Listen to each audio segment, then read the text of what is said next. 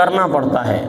حضرت مولا علی مشکل کشا رضی اللہ تعالیٰ عنہ، آپ چوتھے خلیفہ ہیں، اسلام کے مسلمانوں کے چوتھے خلیفہ ہیں، آپ کو بڑی سعادتیں حاصل ہیں۔ ہر ایک صحابی کو ان کے ہر ایک صحابی کے فضائل موجود ہیں، ہر ایک صحابی رسول کے اپنے اپنے فضائل ہیں، اپنی اپنی شانیں ہیں۔ جس کی بھی شان آپ پڑھیں گے نا، آپ پڑھتے چلے جائیں گے، ہر ایک دوسرے سے جو ہے وراء الورا ہے۔ لیکن بعض ایسے بھی ہیں کہ جن کی شانیں ایسے ہیں جدا گانا ہے اوروں سے، جیسا کہ حضرت سیدنا صدیق اکبر رضی اللہ تعالیٰ عنہ کے بعض فضائل اور بعض شانیں ایسی ہیں کہ جناب صدیق اکبر کے علاوہ کسی کے اندر وہ نہیں پائی جاتی، وہ نہیں پائی جاتی۔ جیسا کہ مثال کے طور پر میرے سرکار صلی اللہ علیہ وسلم جلوہ افروز ہیں، حضور فرماتے ہیں کہ اے میرے صحابہ، اللہ تعالیٰ نے 360 اچھی عادتیں ایسی پیدا فرمائی ہیں، اچھی خصلتیں ایسی پیدا فرمائی ہیں کہ جس کے اندر ایک آ جائے وہ جنتی ہو جاتا ہے، وہ بندہ جنتی ہو جاتا ہے۔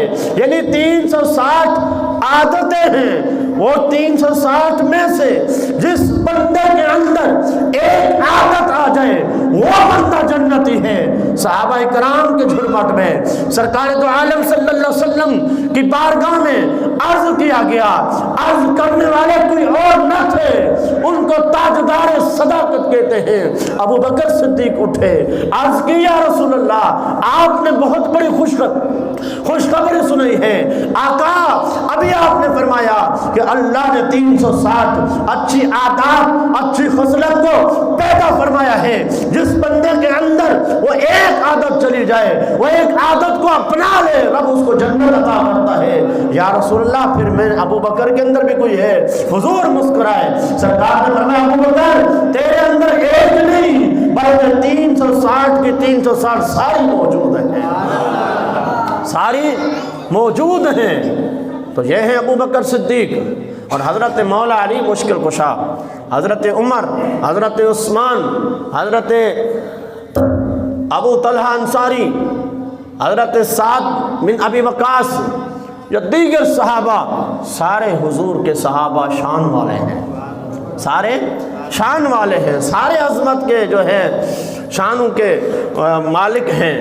لیکن جناب مولا علی مشکل کشا، جس طرح حضرت صدیق اکبر کے بعض احوال، بعض آپ کی عظمتیں ایسی ہیں جو کسی اور کے اندر نہیں ہیں، اسی طرح بعض جناب عمر کے اندر ایسی ہیں کہ جو کسی اور کے اندر نہیں ہیں، اسی طرح جناب عثمان کے اندر ایسی ہیں جو کسی اور کے اندر نہیں ہیں۔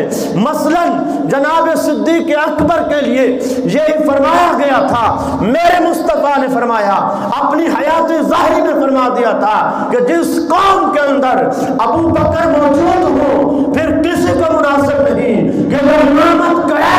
تو سرکار نے یہ بات فرما کر ابو بکر صدیق رضی اللہ تعالیٰ عنہ کی شان مقام کو بلند فرمایا ہے کہ جس قوم میں میرے یار غار ہوں پھر مرتبہ نہیں رکھتا کوئی اور کہ مصلی رسالت پہ کھڑا ہو جائے، پھر ابو بکر کا حق ہے۔